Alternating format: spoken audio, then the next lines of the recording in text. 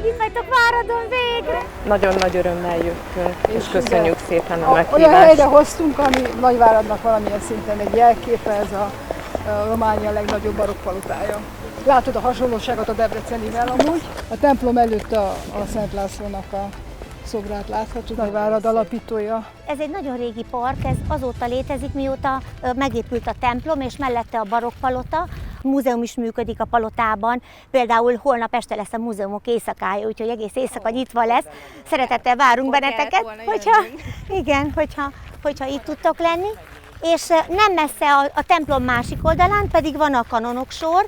Ez a 3 épület alkotta Nagyváradnak a barokk város részét, és nagyon-nagyon híres volt annak idején, hát a 18. században történt ez, Mária Terézia idején.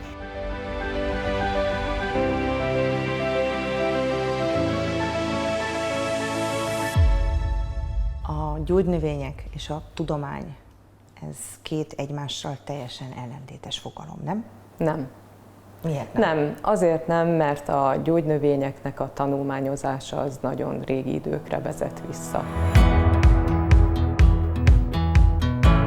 Napjainkban a tudomány egyre inkább figyelmet fordít a gyógynövényekre. Részben azért, mert a betegek, illetve az egészséges emberek is, hiszen a gyógynövények nem csak a betegség gyógyítására, kezelésére, hanem a betegségek megelőzésére is szolgálnak. Éppen ezért a mai evidenciákon alapuló gyógyászatba nagyon pontosan beleillenek a gyógynövények, abban az esetben, hogyha a hatóanyagtartalmukat rendkívül pontosan feltérképezzük. Létesítettek egy bibliai kertet, azt fogjuk megmutatni nektek. Tehát a Bibliában megemlített összes gyógynövény be van telepítve itt, meg növény is. Nem tudom, vannak-e Debrecenben ezek a növények telepítve, vagy nőnek-e? Megnézzük, táblával van jelölve, román és magyarul is le van írva a növény, latin neve is meg van említve. Látod, benne van még egy idézet is a Bibliából, hogy hol jelenik meg a hamvas cipruska. Hála legyen Istennek, aki mindig diadalra segít minket Krisztusban, és az ő ismeretének jó illatát minden helyen elterjeszti általunk. Gyönyörű.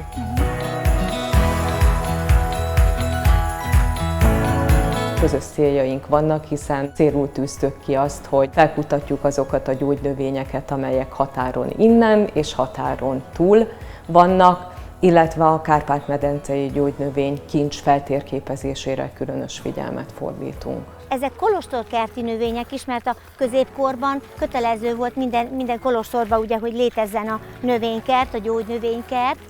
Hát egyrészt gyógyításra, vagy leginkább gyógyításra használták.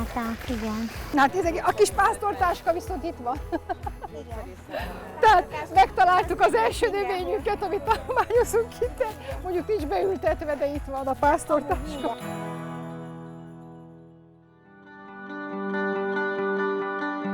Több célja van ennek az együttműködésnek. Részben az, hogy sugározunk egyfajta komplexitást a felhasználók felé, hogy a gyógynövény az nem csak egy hatóanyag, nem csak egy teja, hanem gyakorlatilag egy komplex gyógykezelési elv, vagy akár filozófia, hiszen a gyógynövénnyel kapcsolatban a közös teázások, azok akár barátságokat is építhetnek.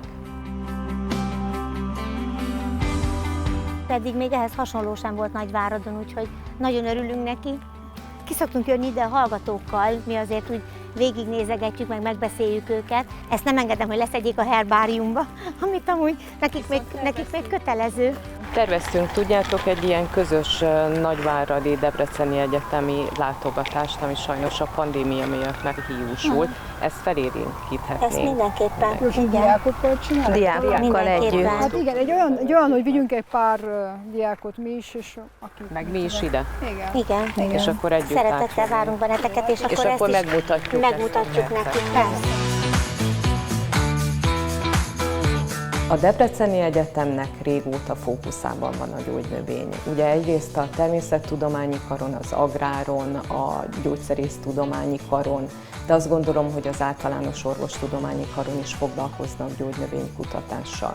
Rektor úr különös figyelmet fordít a funkcionális élelmiszerfejlesztésre, az úgynevezett medical foodoknak az fejlesztésére, a gyógynövényekkel való kutatásokra. Ezért én azt gondolom, hogy az utóbbi időszakban, hogyha visszatekintek, az elmúlt 5 évre a gyógynövényekkel kapcsolatos kutatások rendkívül dinamikusan fejlődnek. A bíborkas virág, az echinacea Látod, benne van a purpurea. Bibliában. Ezt nem is tudtok. Gyönyörű szép. Gyönyörű szépen fejlődik. Nem sokára virágzik. 2-3 hét és virágozni fog. Na, akkor is el kell jönni, Akkor is megnézni. eljöttök megnézni, mikor virágzik.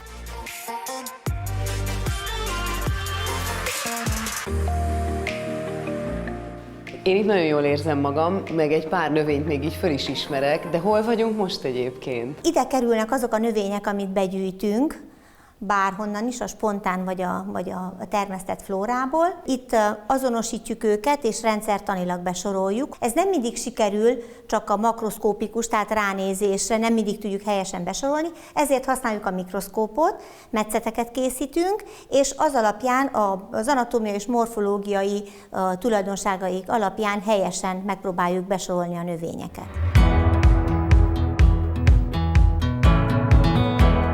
A Debreceni Egyetem leghíresebb épülete előtt sétálunk egyébként.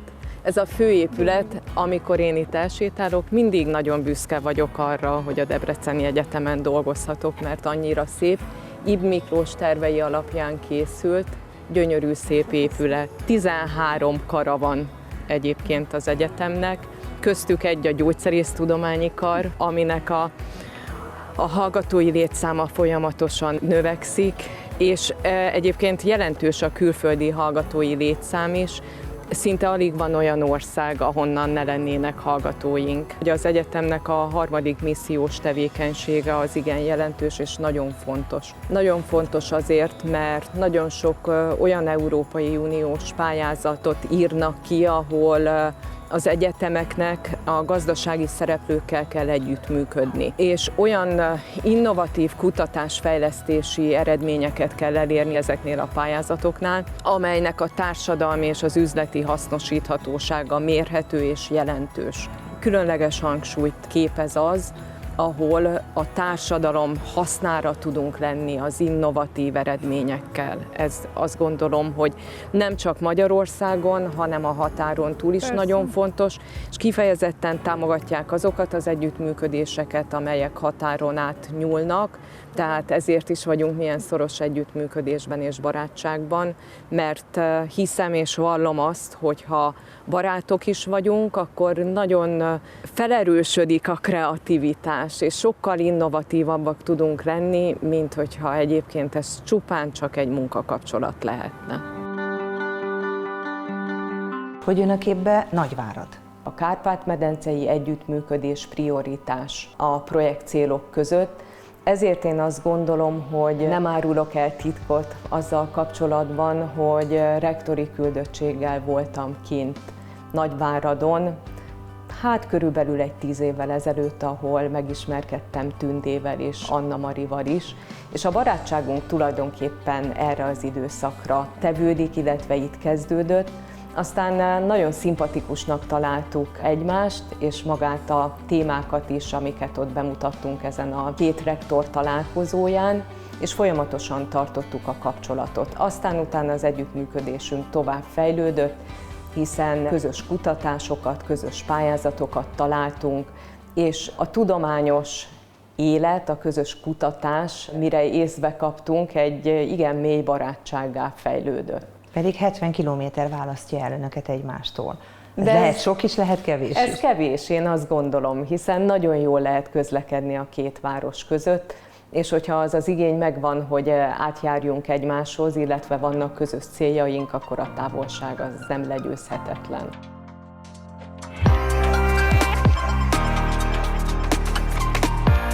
Pontosan a növényfajt meghatározzuk, ahhoz nagyon sok esetben szükség van a mikroszkópos vizsgálatra is. Volt már olyan, hogy valami meglepőt láttatok a mikroszkópban? A mezei zsurlónál, amelyik a magyar és a román gyógyszerkönyvben is szerepel, mint hivatalos gyógynövény, az oldal elágazásai a szárnak, és meg is mutatnám akkor most, jó, gyorsan. Te is mindjárt látni fogod, mert a mikroszkópunkon kamera van, és hogy a diákoknak is ezzel könnyebbé tesszük a dolgukat, akkor ők is látják. Ez most itt a főszár, ami látszik, és itt lesz most az oldalszár. A gyógyszerkönyv szerint, ahogy itt látható, 4 oldalszára kell legyen, 4 felé kell ágazzon az oldalszára, és amikor 2019-ben, amikor készültek ezek a preparátumok, mikor leszettük a növényt, akkor észrevettük, hogy lehet 5, ahogy itt látható, 5 oldal elágazása, itt is az 5 látható, vagy pedig 6 oldal elágazása is. Ez egy olyan morfológiai különlegesség, ami a hatóanyag tartalmán nem változtat a növénynek, tehát gyógyszerészeti szempontból ennek nem volt érdekessége, mert megvizsgáltuk persze, hogy a hatóanyag tartalom az mennyi, az például ugyanannyi volt benne, viszont ez botanikai szempontból nagyon érdekes. Mi írtuk le először ezeket az érdekes tulajdonságokat, és meg is jelentettük egy nemzetközi folyóiratba, elég nagy sikere is lett a cikkünknek. Isteni növény. A kozmosz, a teljesség, az emberi elme jelképe a mezei zsurló. Földtörténeti szempontból elképesztően ősi. 350 millió éves maradványait is megtalálták a kutatók. Mágikus erejében az emberiség hajnala óta hittek. Ahogy Plinius írja, a görögök sok mindent értenek erről a növényről. Olyan csodálatos természetű, hogy egyetlen érintésével megállítja a beteg vérzését. Melius úgy tartotta, a zsurló az istennyila. A néphiedelemben a termékenység varázsitala volt. A gyermekre vágyó nő is zsurlóból készült párnán hajtotta álomra a fejét a könnyebb fogamzásért. Senkit ne tévesszem meg, tüskés, barátságtalan külseje mélyreható erőt takar. Egészen a talajvíz szintig nyúlnak a gyökerei, ez körülbelül 6 métert jelent. Kora tavasszal fejleszti termőhajtását. Barna színű, csúcsos spóratartója van. Később jelennek meg mélyzöld meddőhajtásai. Levelei dárdaszerűen magasodnak a patakok mentén, a tavak partján. Innen való népi neve a békaláb. Vigyázni kell, hogy ne keverjük össze a mérgező fajtáival, mert ugyanazt a környezetet kedvelik. A mocsári zsurló azonban nyáron fejleszt spóratartót, míg a mezei zsurló már tavasszal. A nyári meddőhajtását gyűjtjük júniustól szeptemberig. A régiek a zsurlóvizét mindenféle nyavajára alkalmazták. Vérhasra fogyasztották. Gargarizáltak vele, orvérzés ellen használták. Legalábbis erről írnak a régi farmakopeák. Fejfájáskor, magas lázra és székrekedésre is ezt fogyasztották. Azóta elismert gyógynövény. Főzete vizelethajtó, illetve vesetisztító hatású.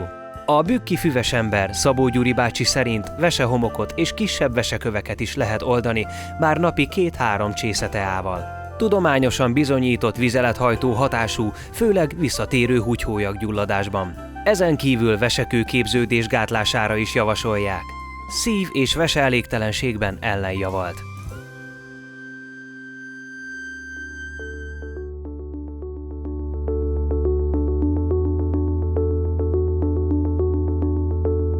Szeretném még meghívni persze az egyetemnek a főépületéhez, el fogunk menni a kampuszba. Most egy nagyon nagy felújítással megy keresztül, tehát nagyon nagy változások és nagyon nagy fejlődés történik az egyetemen belül, épületekbe és felszerelésbe is, és tehát szerencsések vagytok, mert ezt most pont meg fogjuk látni, tehát ezt a pontját az egyetem fejlődésének. Romániában már hány gyógynövényt sikerült így ilyen alaposan feltérképezni?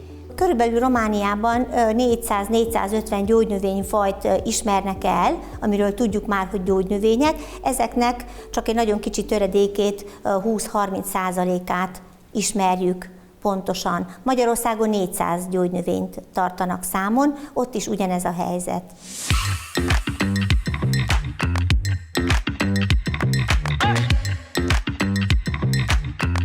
Hoztam mindenkinek egy kis meglepetést, egy kis tavaszváró ajándékot, amit általában Romániában szoktak adni a nőknek március 1-én. Ezek a neve Márciuska, és akkor mindenkinek kiválasztottam egy hozzáillő ajándékot, és kezdem Ildikóval, jó? Ki is bontom neked. És ez egy kitűző, egy hóvirág jaj, kitűző, de jó. Aminek van egy kis De köszönöm virága. szépen. Akkor Pálmának is ugyanezt, hóvirágocska, tessék. Látocska. Köszönöm szépen.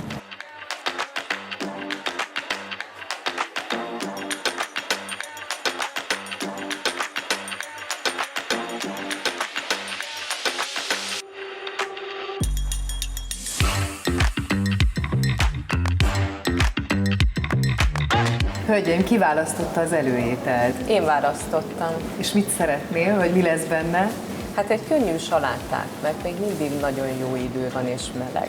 És milyen gyógynövényt rakjunk bele? Én a körömvirágot szeretem a legjobban, mert nagymamámra emlékeztet. Nagymamám termesztette a körömvirágot, igaz, hogy nagyon pici kertje volt, de az egész utcát ellátta a körömvirágból készült kenőccsel, illetve különböző szárított részekből készített valamilyen teját. Bárkinek bármi baja volt, akkor mindig Marcsi nénihez fordult, és gyakorlatilag ellátta az egész utcát.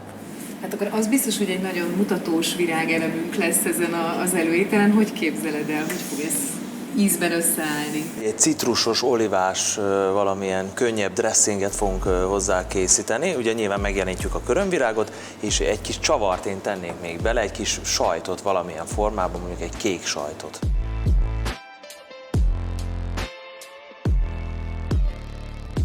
Mire előételről beszélünk, egy kis kesernyés csavart is fogunk beletenni, egy olasz roppanós salátát fogunk, egy radicciót beletenni, meg hát zöld salátákat. Kedvencem.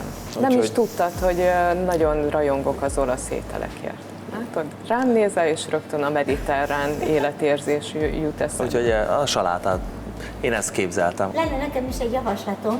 Ma reggel még találtam a kertbe pásztortáskát, és ennek a szárán lévő levelek, ezek az alsó levelek, picit a rukolára hasonlító ízük van, savanykásak, szerintem a mediterrán salátában nagyon finomak lesznek, és hát a növény egész részét lehet használni, de én most a salátának csak ezt a levelét gondoltam, hogyha beleegyezel, hogy ezt is tegyük bele. Én leszek a felelős a salátáért akkor. Jó, Persze, természetesen odaadjuk Jánosnak. Azért is hoztam a pásztortáskát el, mert hát ez is az egyik növény, amit együtt kezdtünk el már kutatni, és későbbiekben majd lehet, hogy gyógyszert is állítunk elő belőle, de most egyelőre főzünk, és akkor lássuk, hogy milyen finomság lesz belőle. Nagyon sok gyógynövényt, mivel helytelenül használják, ezért nem jelentkezik semmilyen eredmény, tehát az orvos kollégák azt mondják, hogy ez nem is jó semmire, és akkor már nem ajánlják a betegeknek. Más szempontból viszont nagyon sok olyan gyógynövény van, amiről bizonyított a hatóanyagtartalom, bizonyított a hatása, ezeket viszont nem ajánlják, mert még nem ismerik őket annyira.